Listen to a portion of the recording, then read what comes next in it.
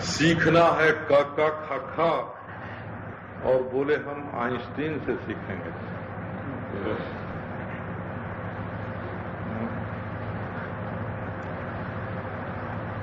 तो ईश्वर की कृपा से जब सच्चा प्रश्न उदय होए शास्त्रविद मता,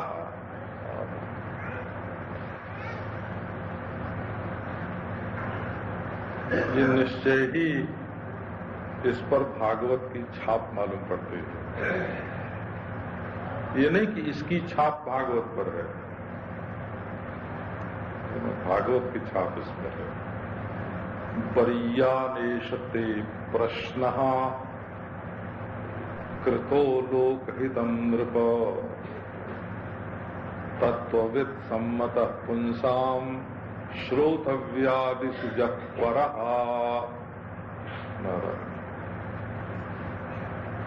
इसमें जोग वासिष्ठ की भी बहुत छाया है, भागवत की भी छाया है, जोग वासिष्ठ की भी छाया है, त्रिपुरा रहस्य की भी छाया है, हैं?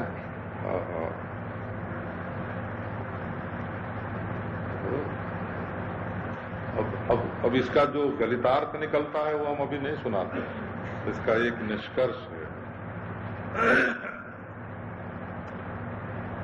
प्रश्न तो ऐसा होना, अच्छा देखो एक प्रश्न आपको सुनाते हैं। एक पंडित ने प्रश्न किया कि जब तुम कहते हो कि जीव और ईश्वर एक हैं, तो जीव में तो बड़े बड़े दोष हैं, दुर्गुण हैं, कामी है, क्रोधी है, लोभी है, मोही है, विकारी है। जब ये ईश्वर से एक हो जाएगा तो इसके सारे दोष ईश्वर में चले जाएंगे, तो ईश्वर भी दोषी हो जाएगा। तो आप ऐसे दोषी जीव को ईश्वर से एक करने का प्रयास क्यों करते हो? ध्यान में आ गया प्रश्न आपको? प्रश्न तो आप समझ गए। इसका उत्तर क्या आया कि ठीक है, ईश्वर नित्य शुद्ध है, नित्य बुद्ध है, नित्य मुक्त है, निर्मल है, अद्वितीय है ना? तुम बेफिक्र दोनों को एक में मिलने दो। जो बलवान होगा वो रह जाएगा और जो कमजोर होगा वो मिट जाएगा। तो ईश्वर के गुण बलवान हैं कि जीव के दोष बलवान हैं? अरे ईश्वर के सद्गुण बलवान हैं। देखो, है ना? पंडितों ने ये प्रश्न भी सुना और ये उत्तर भी सुना। पंडितों की सभा में ये बात, पंडितों ने कहा वाह वाह वाह, बहुत बढ़िया समाधान है। जैसा प्रश्न है, जिस कक्षा का प्रश्न है उसी कक्षा का उत्तर है।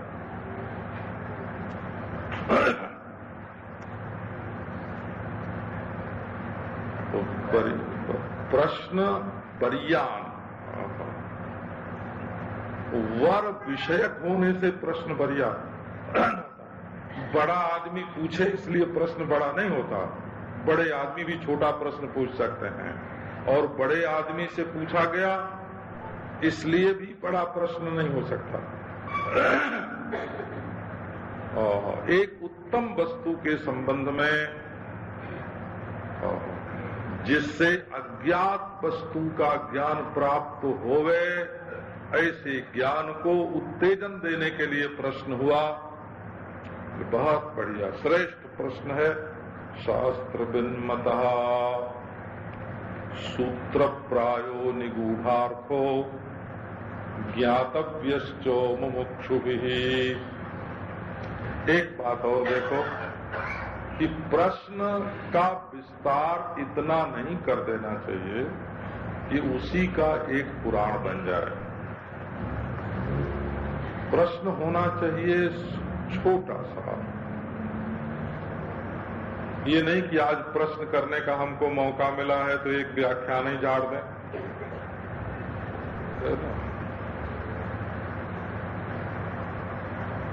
प्रश्न का विस्तार करना उत्तर देने वाले को मूर्ख समझना है। ये बात आप देख लो।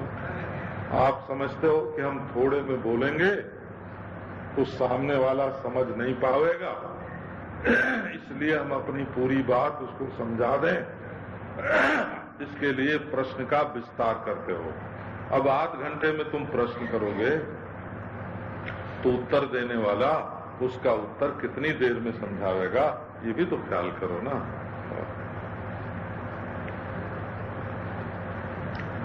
तो सूत्र प्राय प्रश्न कैसा होना चाहिए? सूत्र के समान होना चाहिए। थोड़े से उसमें अक्षर हो और अपनी बात इस ढंग से न कही जाए कि उसमें सफाई न आवे। अच्छा, और सचमुच वो प्रश्न इतना गहरा है कि अपने को तकलीफ दे रहा है, समाधान। परीक्षा के लिए नहीं पूछना। ये नहीं कि एक प्रश्न हमने अमुक के पास किया था तो उन्होंने ये उत्तर दिया था और मैंने सोच विचार किया तो ये विचार किया, अब आओ इनसे भी पूछ लें। अपनी हाँ में हाँ मिलाने के लिए प्रश्न नहीं करना चाहिए। सूत्र प्राय।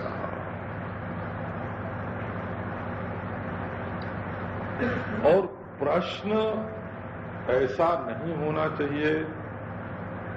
एक बात आपको सुनाऊंगा। एक सज्जन ने एक महात्मा से कहा कि महाराज हमको एकांत में आपसे कुछ प्रश्न करना है। तो बोले कि भाई यदि तेरे प्रश्न अच्छे हैं और मेरा उत्तर भी अच्छा होने की संभावना है तो उसके लिए एकांत की क्या जरूरत है, सबके सामने पूछ ले। उसने कहा नहीं महाराज,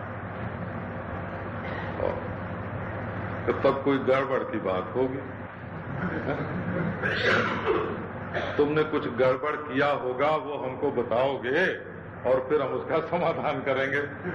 हमारे पास तो छिपाने की कोई चीज नहीं है, तुम्हारे ही पास कुछ न कुछ छिपाने की होगी कि हमारा अपमान न हो जाए, हमको लोग बेवकूफ न समझ लें, या कोई गलत काम करके आए हो उसका समाधान चाहते हो, क्या करना है, हैं? सूत्र प्रायो। घरेलू समस्याएं होती हैं, लोगों को बताने लायक नहीं होती हैं। महात्मा से पूछना है। एक भक्ति वाली बात भी, उपासना वाली बात दूसरी है। हो मंत्र पूछना, इष्ट देव की रूपरेखा पूछना, ध्यान की पद्धति पूछना, पर वो जिंदगी में केवल एक बार पूछा जाता है, 2 बार नहीं पूछा जाता। अब महाराज हमारे इष्ट देव की पूजा करते करते तो बहुत दिन हो गया, अब हम इसको छोड़ दें, कुछ और आगे बढ़ें। अच्छा भाई, इससे ऊब गए, तुम्हारा इष्ट देव ने मना कर दिया कि तुम ऊब गए, क्यों आगे बढ़ना चाहते हो? माने तुम्हारे इष्ट देव से आगे भी कुछ और है। तो प्रश्न की भी रीति होती है। आदमी अपने भीतर भरा भरा हुआ जो है ना कूड़ा है उसको प्रकट करता है। सूत्र प्राय प्रश्न करना चाहिए और अपनी बात पर जिद नहीं करना चाहिए, समझने की कोशिश करना चाहिए। यदि तुम्हें अपनी ही बात सिद्ध करनी थी तो किसी से पूछने की जरूरत क्या थी, सिद्ध कर लेते।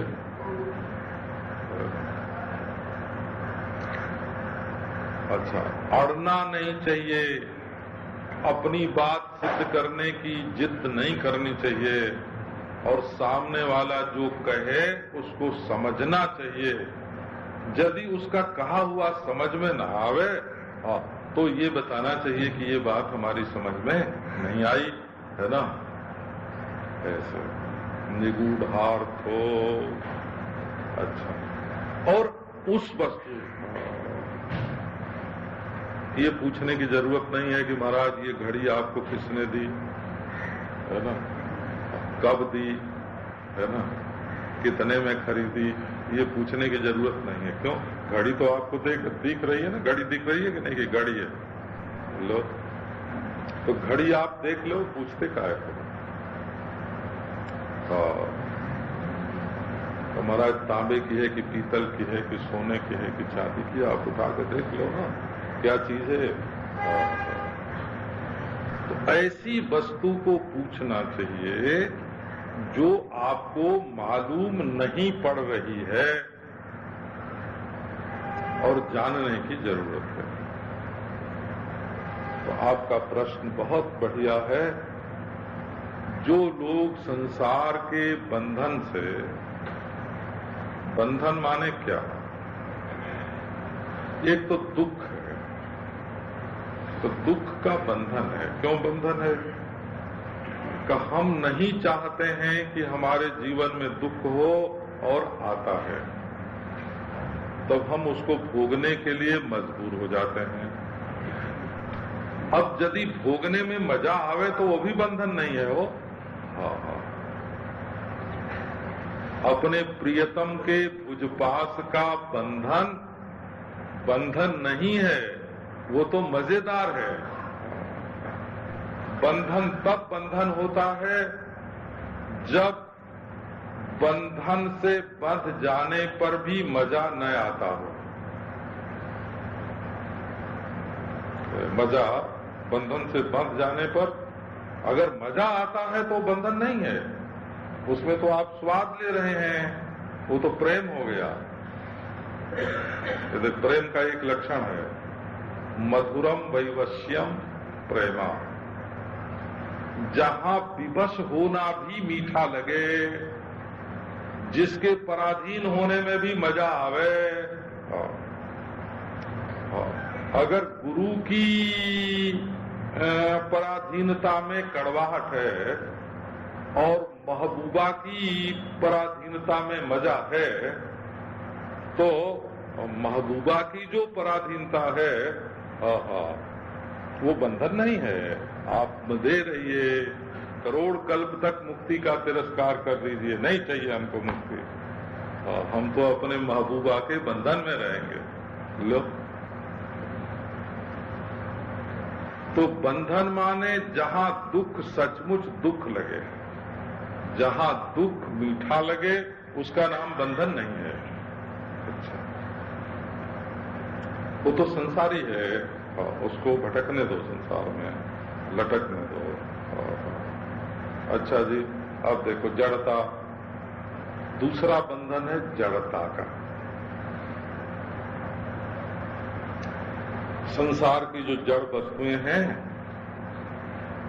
उनके साथ हमने अपने को बांध लिया है। जड़ वस्तुएं नहीं बांधती, दुनिया की कोई भी जड़ वस्तु आपको बांध नहीं सकती, आप अपने आप को बांधते हैं। एक जिज्ञासु गया गुरु जी के पास, महात्मा जी के पास, बोला कि महाराज मैं संसार में बंधा हुआ हूँ, आप मुझे छुड़ाइए, संसार ने हमको बांध लिया, रिश्तेदारों ने बांध लिया। गुरु जी तो हंसते रहे, महात्मा जी हंस रहे थे। हंसते हंसते थोड़ी देर के बाद बोले चलो घूमे। अब घूमने चले, जवाब नहीं दिया हो, ये बात भी आपको सुनाऊंगा। जवाब नहीं दिया, घूमने गए तो जाके एक जंगल में एक पेड़ को दोनों हाथ से पकड़ लिया और चिल्लाए, अरे दौड़ो रे दौड़ो, छुड़ाओ छुड़ाओ, पेड़ ने हमको बांध लिया है, पेड़ ने हमको बांध लिया है। अब वो महाराज जिज्ञासु पूछे कि महाराज पेड़ ने आपको कहाँ बांधा है? आपने ही तो पेड़ को पकड़ रखा है, जड़ता चेतन को नहीं बांधती, आप स्वयं जड़ता के साथ बंधते हैं।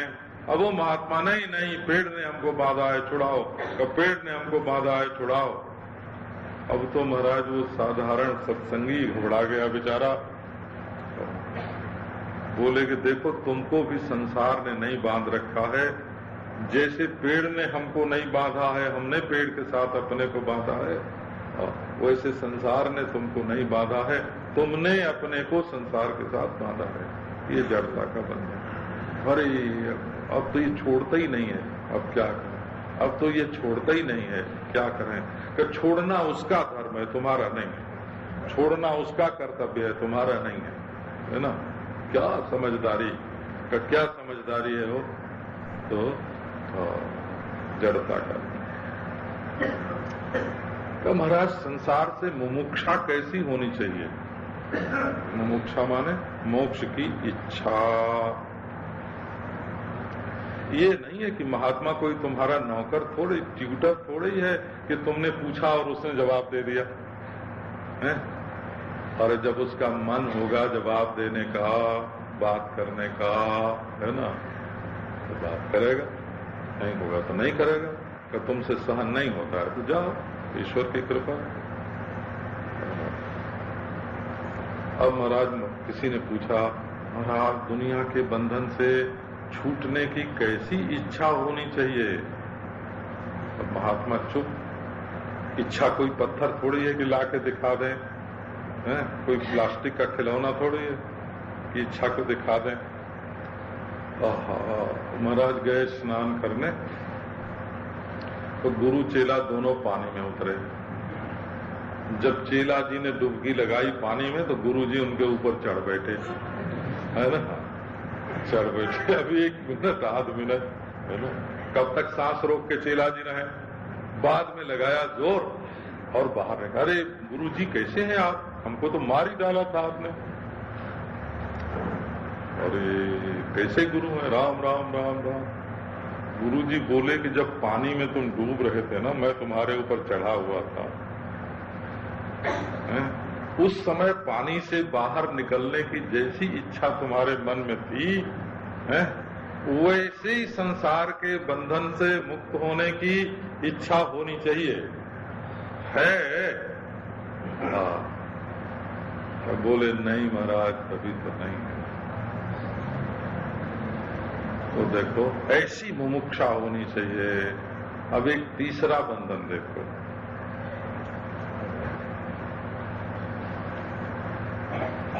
जो हम मजबूर होके दुख सहते जा रहे हैं, दुख में मजा ले रहे हैं, नारायण है, दुख दुख नहीं मालूम पड़ता। दुख का दुख न मालूम पड़ना ये बड़ा भारी बंधन है। दुख को ही फंसे हुए तो छूटने का क्या प्रश्न है? जड़ता का बंधन है। और एक होता है अभान का बंधन। कई लोग सोचते हैं कि जब मालूम ही नहीं पड़ेगा तो बंधन काहे का है। तो इन लोगों के लिए तो अब ईश्वर कृपा से ऐसे ऐसे इंजेक्शन निकल रहे हैं, ऐसी ऐसी गोली निकल रही हैं, ऐसे ऐसे पेय निकल रहे हैं, ऐसी ऐसी सूंघनी निकल रही हैं, है ना, कि जब आप सूंघ लोगे, पी लोगे, खा लोगे, इंजेक्शन लगवा लोगे तो दुनिया का भान ही नहीं रहेगा, फिर काहे का बंधन है। लेकिन आप कब तो क्या उसी अभान अवस्था में जाना चाहते हो हमेशा के लिए? तब तो मरना चाहते हो। और जब फिर भान होगा तो दुख होगा ही होगा। तो जिन लोगों का ऐसा ख्याल है, हमने किसी चिड़िया का नाम सुना था कि उसके ऊपर जब शिकारी झपटता है तब वो चिड़िया बालू में अपना सिर गड़ा देती है। तो बोले जब हम देखें, आंख बंद कर लेंगे और अपना सिर बालू में घुसेड़ देंगे तो वो शिकारी हमारा क्या करेगा? और शिकारी को तो वही मौका रहता है पकड़ने का। तो जो लोग अभान के द्वारा संसार के बंधन को काटना चाहते हैं,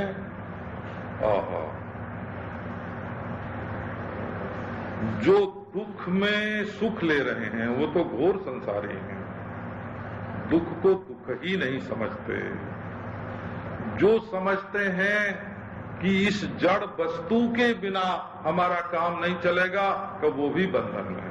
ये रिश्तेदार, ये नातेदार सब बंध के बैठे, कौन किसके साथ जाएगा, यही भगवान।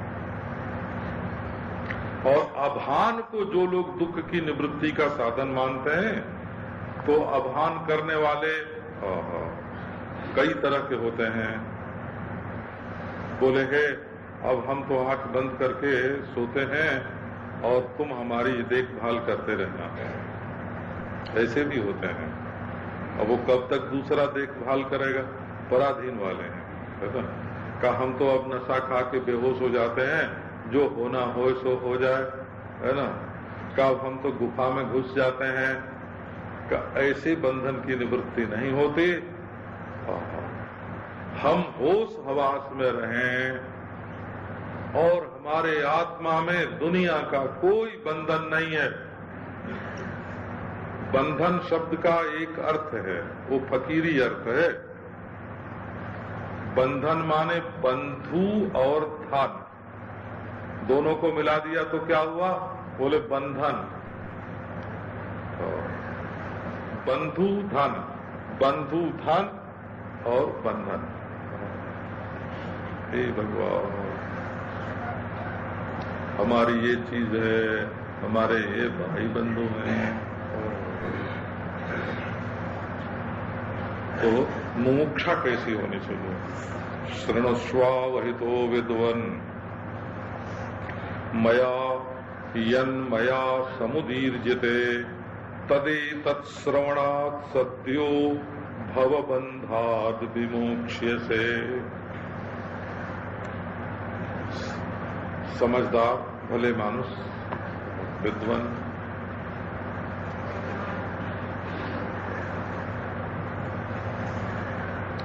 विद्वान में नित्य होने की योग्यता है।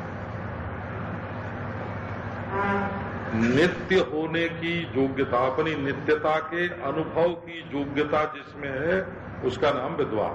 एक ये विद्यते बोलते हैं ना, विद्यमान बोलते हैं कि नहीं। और जिसमें विचार की योग्यता है कि तुम विचार करोगे, उसका नाम विद्वान। और जिसमें ज्ञान की योग्यता है उसका नाम विद्वान। और जिसमें उपलब्धि की योग्यता है, लाभ की योग्यता है, उसका नाम विद्वान। विद्वान माने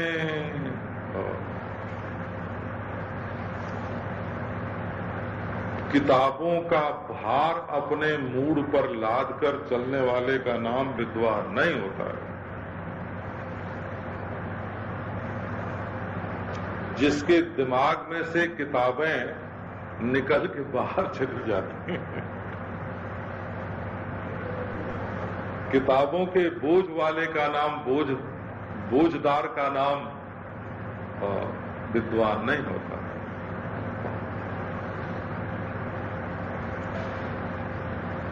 वो कहते हैं ना, ढोलक बजानी पड़ती है, तबला बजाना पड़ता है, सरोवर के पानी से छेड़छाड़ करेंगे तब न वो तरंगायित होगा। तो जो अपने अनंत ज्ञान के सागर में निस्तरंग बैठा हुआ छेड़छाड़ करता है। अच्छा जी, अब सुनिए, तो ऐसी बात आपको सुनाते हैं। तदेतत् श्रवणात् सद्यो भवबन्धात् विमोक्ष्यसे। ऐसी बात आपको सुनाने जा रहा हूं कि इसके सुनने से सद्य, ये नहीं कि आज सुनोगे कल मिलेगा, ऐसा नहीं, ये उधार सौदा नहीं है। इसमें बात ही ऐसी है कि साधारण लोग तो इसको जानते ही नहीं, न उनको जल्दी विश्वास होता है इस बात पर, न समझने की कोशिश करते हैं।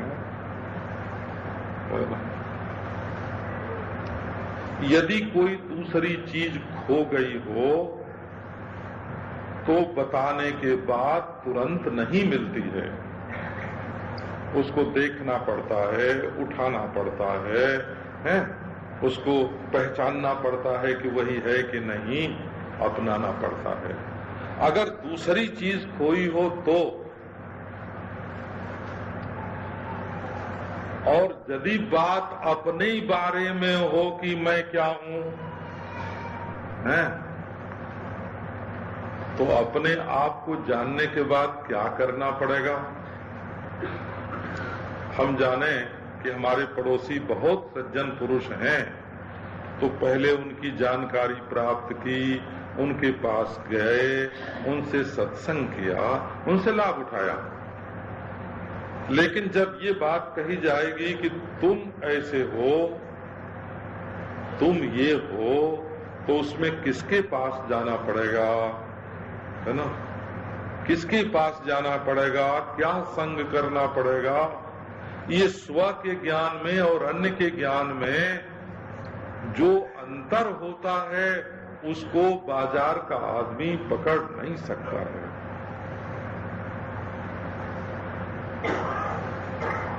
और सांख्य दर्शन का तो सूत्र है कंठ चामी करवत।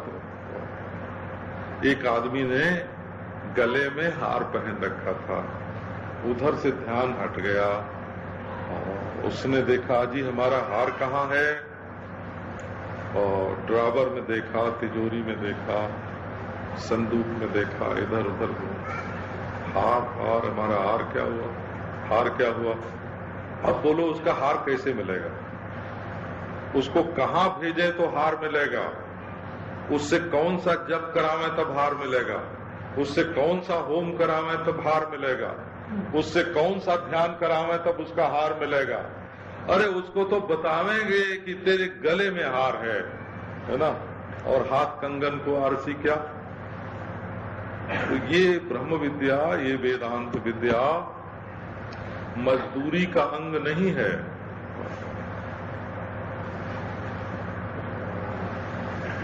होम करेंगे तो स्वर्ग मिलेगा और भस्त्रिका करेंगे तो समाधि लगेगी। ऐसी महाराज कहते हैं कुएं में भांग पड़ गई हो। हमारे कर्तव्य का फल हमारी चित्त वृत्ति का निर्माण है कि नहीं? यदि हम धर्म करते हैं, योग करते हैं, यदि हम उपासना करते हैं, तो उससे हमारे अंतःकरण की शुद्धि होनी चाहिए, उसका निर्माण होना चाहिए।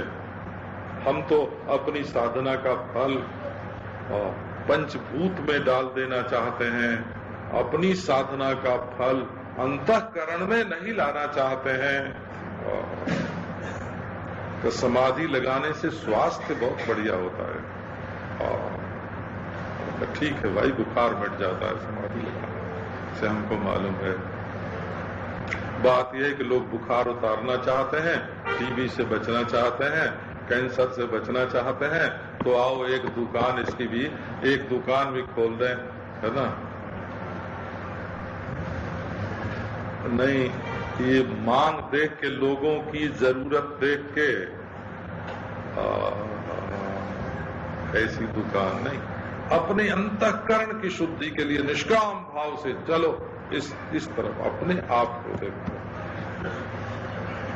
तो ये अपनी विद्या ये है। दूसरे को पाना हो तो चलना पड़ेगा, करना पड़ेगा, सोचना पड़ेगा, और अपने आप को किसी ने बताया खट, एक स्विच दबाने में कठिनाई है और अपने को जानने में कठिनाई नहीं है। तो तदेतत् श्रवणात् सद्य, सद्य माने श्रवण समकालम। अरे सुनते ही क्या होता है? भवबंधात् विमुच्यते। ये संसार का जितना बंधन है उससे तो मुक्त हो जाओगे। अब आगे प्रसंग प्रारंभ होगा।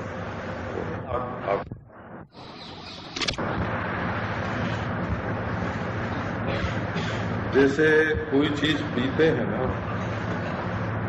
तो प्याले में से एक बूंद भी छलक न जाए।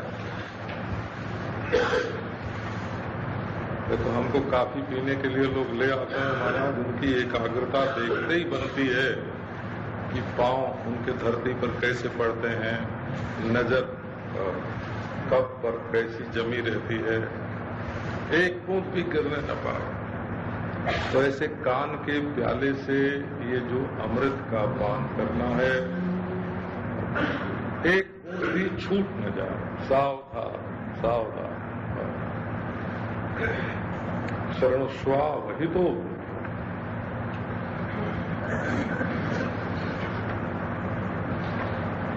दूसरी बात कही कि इसके श्रवण से सद्य तत्काल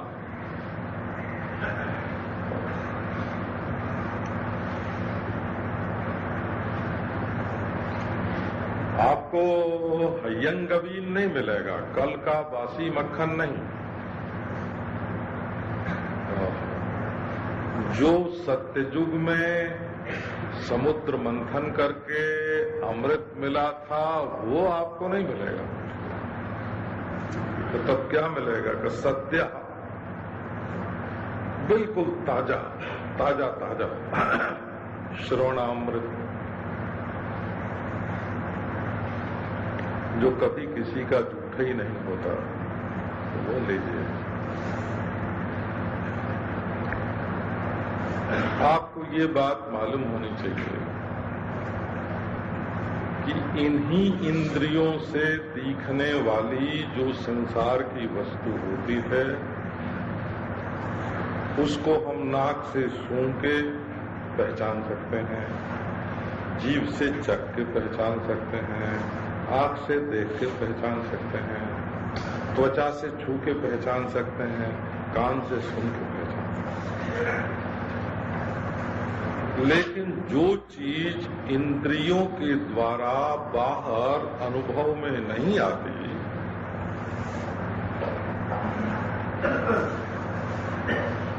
उस चीज का ज्ञान या ध्यान, उस चीज का अनुभव या भावना, दोनों हो बिल्कुल पक्का। जिस चीज को कोई कभी सूंघ के पहचान नहीं सकता, चख के पहचान नहीं सकता, देख के पहचान नहीं सकता, छू के पहचान नहीं सकता, सुन के पहचान नहीं सकता, तो उस वस्तु का चाहे ज्ञान प्राप्त करना हो, चाहे ध्यान करना हो, और चाहे अनुभव करना हो, चाहे भावना करने हो, बिना वाक्य प्रमाण के आप उसको जान ही नहीं सकते। ये अपने हृदय पटल पर अंकित कर लीजिए। यदि कोई भावना या ध्यान करता है तो पहले कभी सुना होगा वो वाक्य श्रवण किया। यदि वो जानता है तो किसी ने बताया होगा। केवल बाह्य वस्तुओं का ही इंद्रियों के द्वारा प्रत्यक्ष हो सकता है। इंद्रियों का प्रत्यक्ष भी इंद्रियों के द्वारा नहीं हो सकता। मन का प्रत्यक्ष भी इंद्रियों के द्वारा नहीं हो सकता। क्या जानोगे? जब आंख से अपनी आंख नहीं दिखती है, अपनी नाक से अपनी नाक नहीं सूंघी जाती है, तो जो नाक का नाक है, जो आंख का आंख है, जो कान का कान है, जो मन का मन है, उसको इंद्रियों के द्वारा कैसे जानोगे? इसलिए जो अनुभवी पुरुष हैं, जो जानकार हैं, उनकी बात सुननी पड़ेगी। बिना श्रवण किए इंद्रियातीत वस्तु की भावना अनुभव नहीं हो सकता, ध्यान भी नहीं हो सकता, ज्ञान भी नहीं हो सकता। तो ये हुई श्रवण की आवश्यकता का संक्षेप में प्रतिपादन सूत्र समझो कि बिना वाक्य के आप इसको नहीं हृदयंगम कर सकते।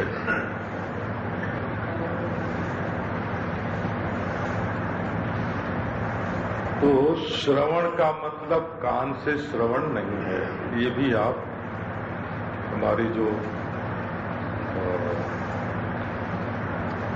भाषा है उसको पहचानें।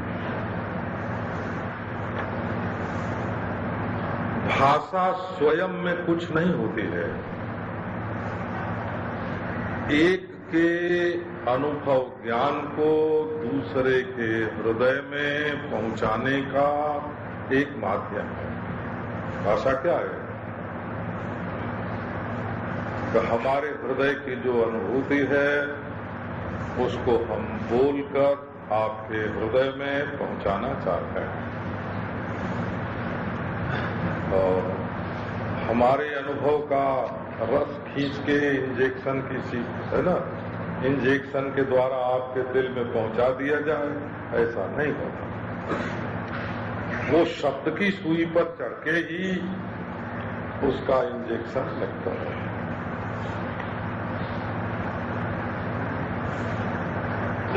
इस बात को शास्त्रीय भाषा में भी बोलते हैं। क्या?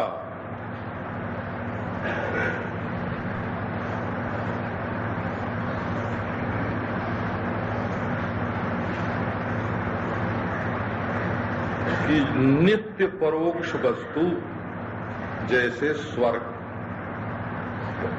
वैकुंठ, गोलोक, ये वाक्य के सिवाय दूसरे प्रकार से नहीं जाने जा सकते, न माने जा सकते। और नित्य अपरोक्ष किंतु अज्ञात,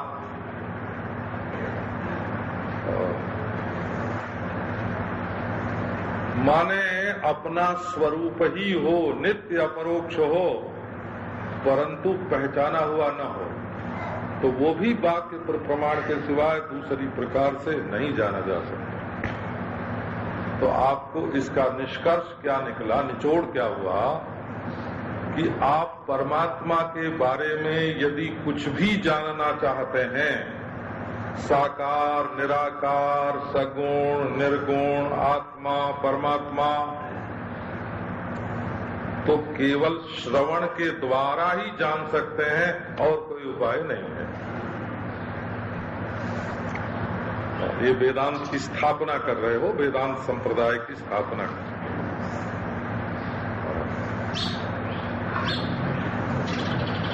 तो बोले एकांत में भी ज्ञान हो सकता है, ध्यान में बैठे, एकांत में बैठे और ब्रह्म फूट पड़ा, ब्रह्म फूट के अनुभव में आ गया है? तो जो ब्रह्म स्वयं कशिश करके, हरकत करके, स्पंदित होके हमारे हृदय में आ जाता है, वो तो असली ब्रह्म ही नहीं है, वो तो विकारी है? हे भगवान, वो तो जो निराकार, निर्विकार, निर्विशेष, निर्धर्मक, निस्पंद, निश्चल जो वस्तु है, उस पर जो पर्दा मालूम पड़ता है अज्ञान का, भ्रम का, उसको हटाने के लिए सगुण मत में अज्ञात ज्ञापक होने से प्रमाण होता है। जो चीज मालूम नहीं है उसको मालूम, किसी दूसरी इंद्रिय से मालूम नहीं है, उसको मालूम कराने वाला होने से प्रमाण होता है। और निर्गुण वेदांत में अविद्या निवर्तक होने से प्रमाण होता है, अज्ञात ज्ञापक होने से नहीं। इसमें है ना कानूनी भाषा है, ये कानूनी भाषा है। निर्गुण सिद्धांत में केवल पर्दे को फाड़ देना, इतना ही वाक्य प्रमाण का काम है। और सगुण सिद्धांत में सगुण वस्तु को प्रमेय बना देना, बिल्कुल साक्षी भाष्य कर देना उसको, ये प्रमाण का काम। ये दोनों का अलग है। अब आओ एक बात और सुना दें, लगे हाथ उन्होंने प्रासंगिक।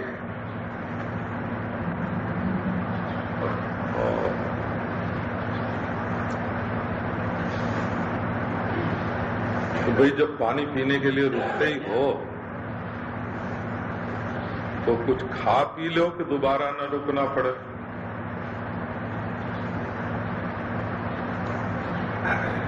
तो दूसरी बात यह है कि लोक में जो अनुभवी पुरुष माने जाते हैं उनके उपदेश में पार्थक्य देखने में आता है।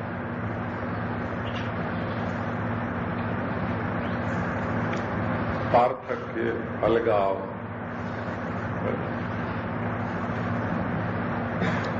हमारे एक मित्र डिफरेंस शब्द बोलते थे, वो तो आप लोग जानते हैं। एक कुछ कहता है, दूसरा कुछ कहता है, तीसरा कुछ कहता है।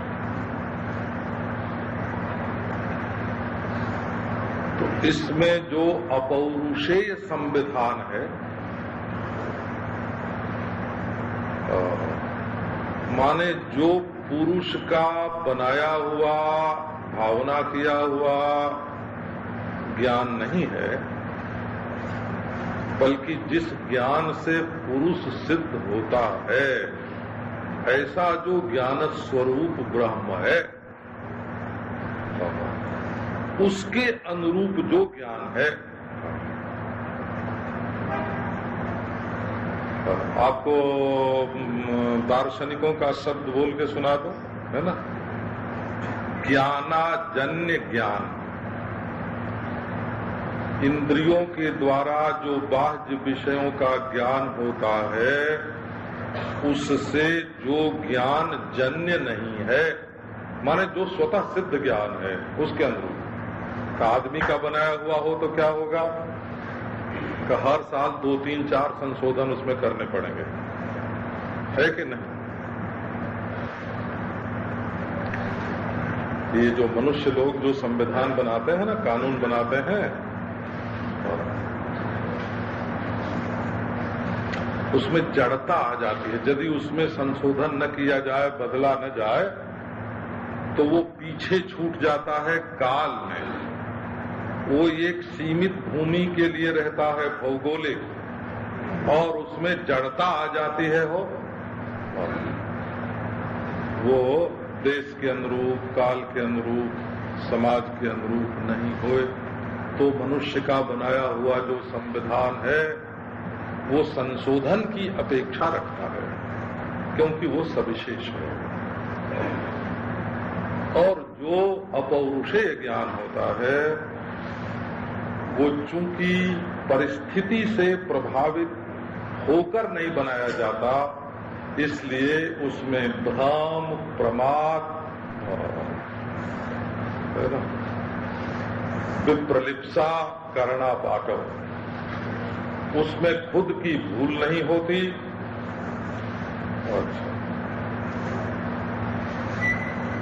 उसमें ये नहीं कह सकते कि हमारी इंद्रिय ने नहीं देखा। उसमें किसी से ठगी करने की कोई गुंजाइश नहीं है, और प्रमाद नहीं होता। भ्रम, प्रमाद, विप्रलिप्सा, करना पाटव उसके आने। इसलिए आओ, अनुभवी पुरुषों के उपदेश में भी जो भेद होता है, उस भेद में भी 2 नंबर है। 2 नंबर, जहां उपदेश नहीं, उपदेष्टा, उपदेश्य। सूरत बिरहुलिया छाई निज देश, जहां न सूरत, जहां न मूरत, पूरन धनी दिनेश। सूरत बिरहुलिया छाई निज देश। जिसको उसके विरह का अनुभव होता है वो उसके देश में पहुंच सकता है, जो व्याकुल होता है। तो भाई भव बंधाद्य मोक्ष से का अर्थ देखो, आप बिल्कुल स्पष्ट अनुभव करो इसका क्या है। असल में जो ऐन्द्रियक पदार्थ हैं, इंद्रियों के द्वारा जिनका अनुभव होता है प्रपंच में, वही बंधन के हेतु हैं। हम उन्हीं के साथ बंधते हैं। जो शब्द नहीं है, स्पर्श नहीं है, रूप नहीं है, रस नहीं है, गंध नहीं है, जो अपने मन का भाव नहीं है, जो देश काल वस्तु से अपरिच्छिन्न है, उसमें बंधन कहाँ? तो वाक्य प्रमाण उस वस्तु को लखाता है,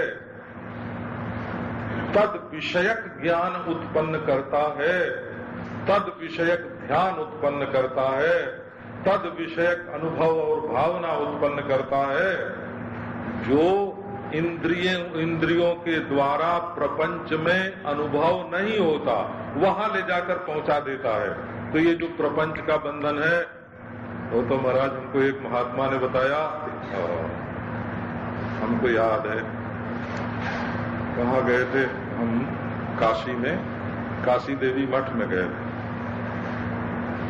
एक महात्मा थे, बड़े चमकदार महात्मा थे। ज्योत्सनावत्य क्वचित भुवा, कोई कोई धरती बड़ी चमकदार होती है, कोई कोई माटी खूब चमकती है, तो वे महात्मा बड़े चमकदार थे हो। बोले, पंडित जी तुम्हें संसार में कुछ करना होए, काम करना हो, भोग भोगना हो, नाम कमाना हो, संसार लेना हो तो जाओ लेके आओ। और रही बात संसार से छुड़ाने के, तो हम चुटकी ऐसे बजा के बताएं, हम ऐसे चुटकी बजावेंगे और संसार छूट जाएगा। जब छोड़ना हो तब आ जाना। अभी उस चमकदार महात्मा की इनको याद आती है, ज्योत्सनावत्या क्वचित भुवा। अच्छा जी, तो भव बंधात विमोक्ष से सद्यः का अर्थ आप देखो, आप यदि इस बात के जन्य ज्ञान को संशय से रहित होकर, विपर्जय से रहित होकर, है ना, मैं शांत हूं, ये विपर्जय है, मैं समाधिस्थ हूं, शांत हूं, ये विपर्जय है हो। मैं विक्षिप्त हूं, प्रेम का मारा हुआ आकुल व्याकुल, ये विक्षिप्त है, ये रजोगुण है।